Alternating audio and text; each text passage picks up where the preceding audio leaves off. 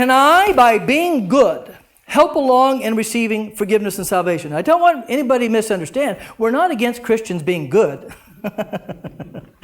That's okay. But not if you think by being good, you're going to somehow help with a better relationship with God or get into heaven. Okay, let's look and see what it says. Romans 4, 3-5. The Scriptures tell us, that would be the Old Testament, that Abraham, there's Abraham again, believed God, and that is why God canceled his sin and declared him not guilty.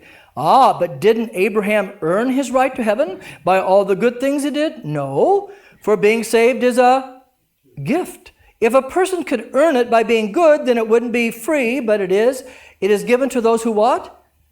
Don't work for it. Now let me give you a little simple illustration. And most people, I find this fairly effective illustration. I hope you find it this way. It's like if somebody in the congregation at Christmas time wanted to give me a Christmas present. Okay? And I say, oh, that's great. That's wonderful. How much do I owe you? No, Pastor, this is a gift. Yeah, I know. How much do I owe you? You get the point? If I want to pay for it, it's no longer what? That's the way it is with Jesus. If we want to do something to get to heaven and have a good relationship with God by how good we are, what we want to do, then it's no longer a gift, is it? See, it's a gift. God gives it to us because of Jesus Christ. So it can't be both. It's either a gift or we're on our own. But you can't have a gift and you earn it. You don't earn a gift. Okay? Very important.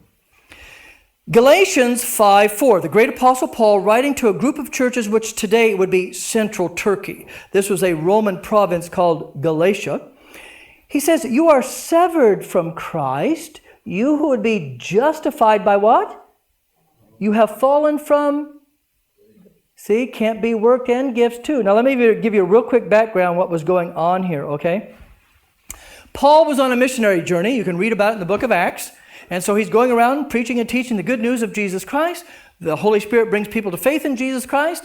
They form a congregation. They call a pastor. They're off and running. And Paul goes back to his headquarters in Antioch. And then later on, he tells some of his missionary friends, why don't we go back and see how they're doing? And so they look at him and things like this. And then he encourages them and he goes back to Antioch. And then this is what happens. Without Paul's knowledge, some Jewish Christians from Jerusalem showed up at this church. And I'm paraphrasing. They basically said, did the Apostle Paul tell you that you're saved by faith in Jesus and faith alone? Yeah, that's great, isn't it? By the way, these would all be non-Jews, Gentiles. Well, that's not really completely right. It's not? Well, no. You got to remember, Paul wasn't one of the original apostles, was he? Oh, that's right. Now, and I'm paraphrasing what's in the book of Galatians. You can read it on your own. But when they said that to these people, what were they trying to do to Paul's authority? Undermine it, right? He wasn't one of the original 12, was he?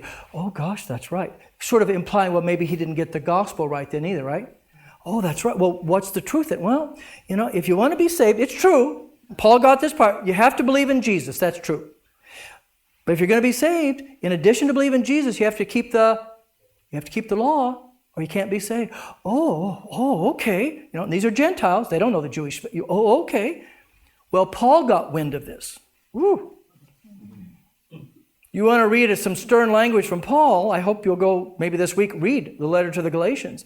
And at one point, this is what Paul says to the congregation, right? You are what from Christ? You are what? You are severed from Christ. You would be justified by law. You have fallen from grace. You can't have it both ways, Galatians. You're either saved the way I told you, by grace and it's a gift, or you're going to earn it. But don't try to mix it all together. You can't do that. So if you think that you have to contribute something to your salvation, you're cut off from Christ. You're no longer a Christian. You might be religious. Now I'm doing this on purpose. You might be religious. You might look good to people, but you're not a Christian. Okay? Because you can't be saved by works and also by grace. So that's very strong language. Then look at Romans 3:28, Paul's letter to the Romans. Therefore we conclude a man is, there's that word again, justified by faith, what? without the deeds of the law. Now, just for sake of clarity, so nobody gets confused, and we've said it many times, that doesn't mean that we're not supposed to do good works. We are supposed to do good works, aren't we? And if we have a real life faith in Jesus Christ, we will do good works and we'll want to do good works, right? But they don't add to our salvation.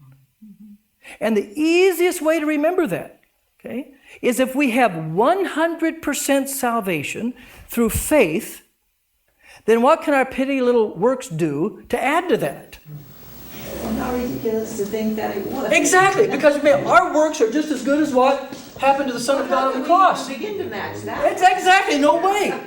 So we're not against good works, okay? But we're just simply saying good works don't contribute to our salvation. Jesus did that all for us, right? Okay, so from this we learn, I cannot contribute anything to my salvation. Forgiveness and heaven are mine wholly by God's grace, for Christ's sake, through faith, because faith is the only way I can receive that.